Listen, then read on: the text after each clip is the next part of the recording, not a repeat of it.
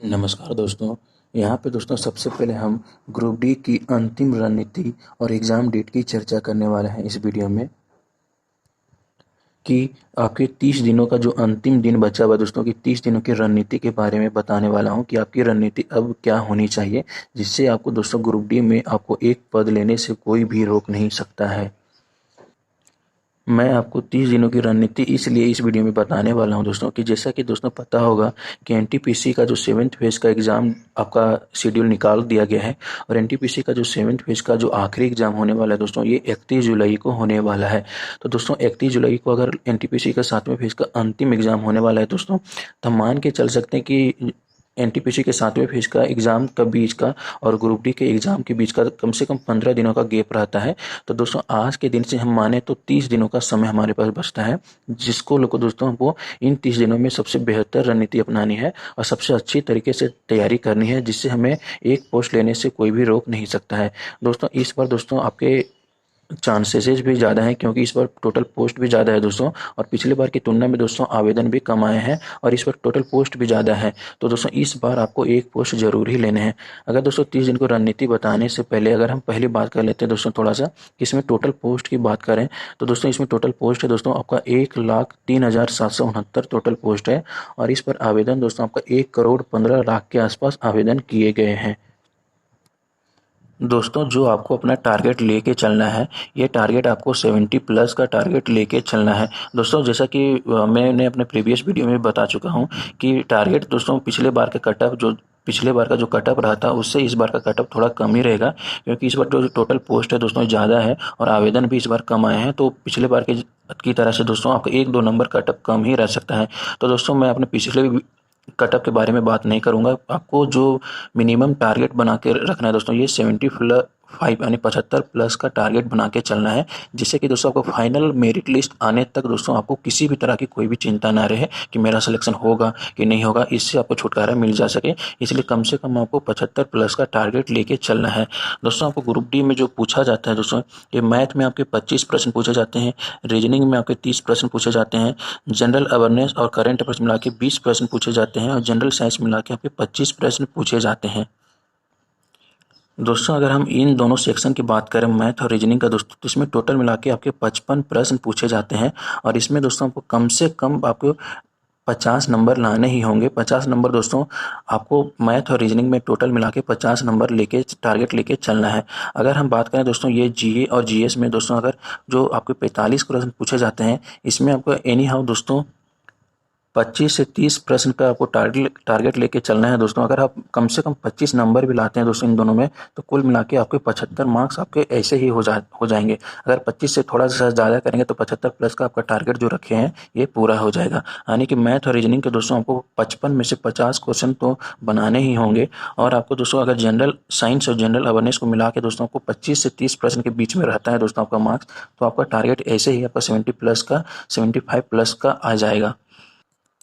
अब बात करने वाला दोस्तों कि ये टारगेट जो आपका 75 प्लस का है ये आपको आएगा कैसे, इसके लिए आपको करना क्या होगा। तो सबसे लास्ट समय में सबसे इम्पोर्टेंट बात है दोस्तों कि प्रतिदिन आपको एक मॉक टेस्ट लगाना ही है दोस्तों, और मॉक टेस्ट का एनालिसिस भी करना है कि आपको कौन से टॉपिक में आप वीक हैं, कौन से टॉपिक को नहीं आता था, अगर कौन से प्रश्न को आप छोड़ दिए हैं या फिर गलत किए हैं, उन सारे प्रश्नों को एक एक करके दोस्तों आप हो सके तो किसी अलग पेज में नोट कर लें और एनालिसिस ज़रूर ही करें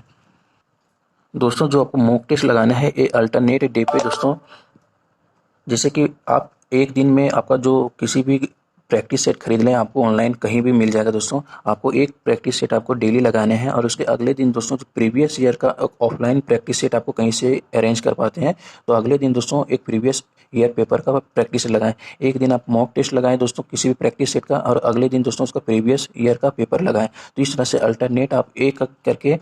डेली एक मॉक टेस्ट लगाएं। इस तरह से आपके 30 दिनों में टोटल 30 मॉक टेस्ट यानी कि 15 प्रैक्टिस सेट कंप्लीट हो जाएंगे और 15 प्रीवियस ईयर पेपर कंप्लीट हो जाएंगे। तो इस तरह से आप एनालिसिस कर सकते हैं दोस्तों। प्रीवियस ईयर पेपर का 200 मॉक लगाने से आपको ये फायदा होगा, आप देख सकते हैं कि प्रीवियस ईयर में 2018 वाली वैकेंसी में कौन से टॉपिक से किस तरह के प्रश्न पूछे गए थे, और जो आप डेली बेसिस पे जो मॉक लगाएंगे उसमें भी आप एनालिसिस कर सकते हैं कि जो आप डेली बेसिस पे जो मॉक लगा रहे हैं दोस्तों प्रैक्टिस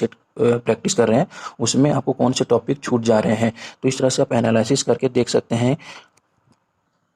तो टोटल 30 दिनों में 30 प्रैक्टिस सेट कंप्लीट हो जाने से यानी कि टोटल 3000 प्रश्नों का आपको अच्छे से दोस्तों आप कंप्लीट हो जाएगा।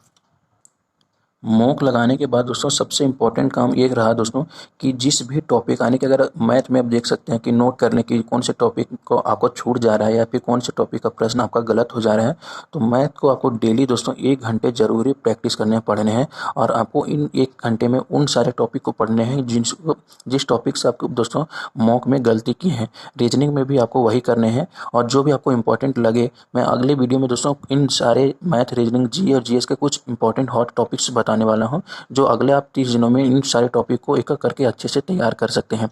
जनरल अवेयरनेस में भी आपको यही काम करना है। जनरल अवेयरनेस में आपको दोस्तों 30 मिनट आपको देने हैं, जिसको जो आप मॉक में आप छोड़ दे रहे हैं उन सारे टॉपिक को एक एक करके कवर कर सकते हैं। और 30 मिनट दोस्तों आप स्पीडी का जो करंट अफेयर्स का बुक है दोस्तों, उसके कुछ इंपॉर्टेंट टॉपिक्स हैं जो आपको मैं अगले वीडियो में बताऊंगा। दोस्तों आप वीडियो से जरूर जुड़े रहें, आप इस चैनल को जरूरी सब्सक्राइब कर दें इसी तरह के ग्रुप डी से रिलेटेड वीडियो पाने के लिए। और जनरल साइंस में दोस्तों जो आपको 1 घंटे मिलेंगे दोस्तों, ये डेली बेसिस पे जो तैयारी करना है 1 घंटे, ये खास करके दोस्तों आप अपने जो वीक सेक्शन है उस पर काम करें। और ज़्यादातर दोस्तों जो फिजिक्स का न्यूमेरिकल वाले जो जितने भी चैप्टर है दोस्तों, फिजिक्स का न्यूमेरिकल से रिलेटेड जितने भी फॉर्मूले हैं उनको आप अच्छे से तैयार करें।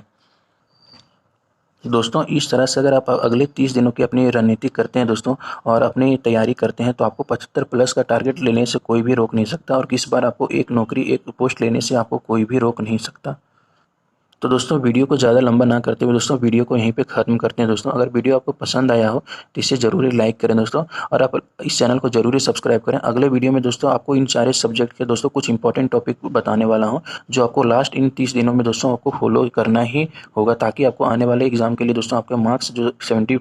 प्लस का टारगेट है ये आप आसानी से पूरा कर सकें। एग्जाम डेट की बात करें दोस्तों, अगर आप एग्जाम डेट की बात करें तो 31 जुलाई तक आपको एनटीपीसी 7th फेज का एग्जाम होना है और 15 दिनों का गैप मान के चले तो आपको जो टारगेट लेके चलना है 15 अगस्त का टारगेट लेके चलना है। कि अगर एग्जाम होता भी है ग्रुप डी का तो 15 अगस्त के बाद होता है, तो इस तरह से आपको 30 दिनों का रणनीति अच्छे से आप फॉलो कर सकते हैं। इस प्रकार से